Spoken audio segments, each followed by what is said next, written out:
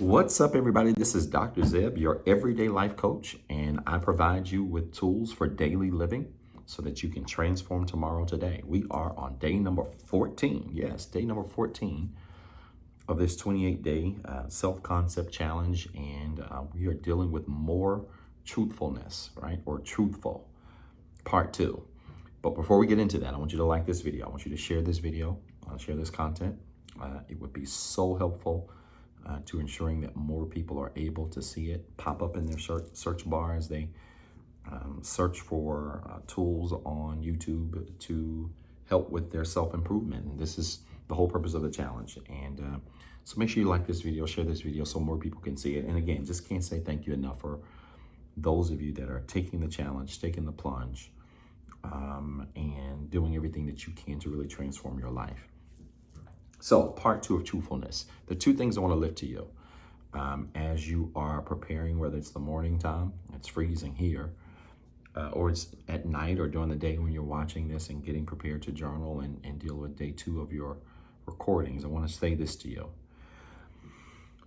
You're going to know you are walking in a truthful space when you are willing to make decisions that you will own. I'll say this again. You're going to know that you are operating in the virtue of truthfulness or being truthful when you are willing to make decisions that you will own. A lot of times, as a litmus test, and you know I like that word, I use that word a lot, but as a litmus test, a lot of times we can determine if we are being truthful in spaces by our ability to own our decisions. In other words, if you make a decision that you know is a little shady, you do something that you know is a little shady, a little off, and your response, if you're ever called on that decision, would be to lie about it or not be honest about it, then you obviously know you're not walking in being truthful.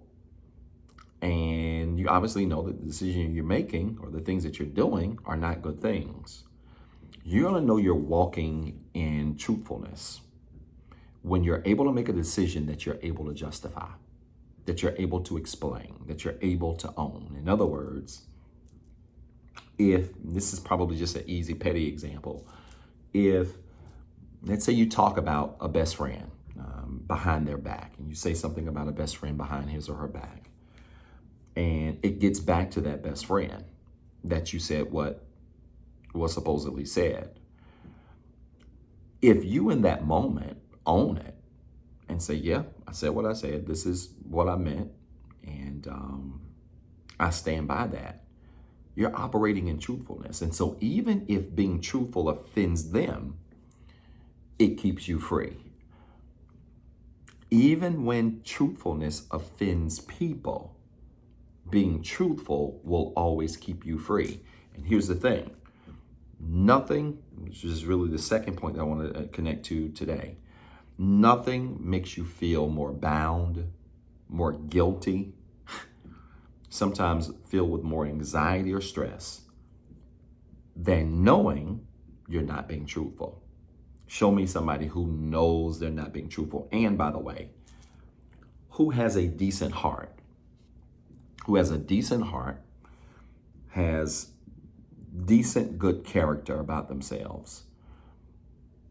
If you're not being truthful in a situation, in a circumstance, in a position with people, that thing will eventually wear on you. It will if you're a decent person.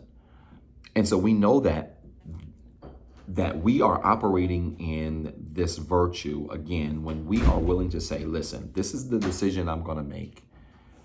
And whether people find out about it or they don't, whether they like it or they don't, whether I get called on it or I don't, I'm standing by it because I'm being truthful to what I've done. I'm being truthful to what I decided to do. And when you do that, man, can't nobody fade you. Can't nobody stop you. Can't nobody really hold anything over your head. But because before they are fast to accuse you or quick to try to get you to admit something, you're just willing to admit it yourself. And, people can't really accuse you of anything that you're willing to admit. So I want you to operate in truthfulness. There is a different level and layer of freedom when we live our lives in a truthful space, when we live in a truthful place where we are willing to own everything we do, everything that we say, with no exceptions, full responsibility. And at that point of truthfulness, we are operating in a place where we simply just can't be stopped.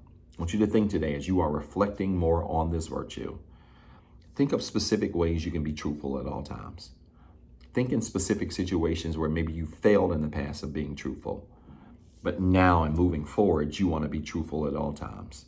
And then challenge yourself to uphold that new standard. And when you do, you're going to feel a whole lot better about the decisions you make. Some decisions you make, you're going to think twice about, because you're going to ask yourself, before I do this, am I willing to own it? Before I do this, am I willing to own it? And if the answer is no, you probably don't want to do it. All right. So I want you to apply truthfulness to your life and watch it change your life. You got two jobs. One, be better today than what you were yesterday. And two, don't forget what I told you. Now go after it. If somebody would have told me a year ago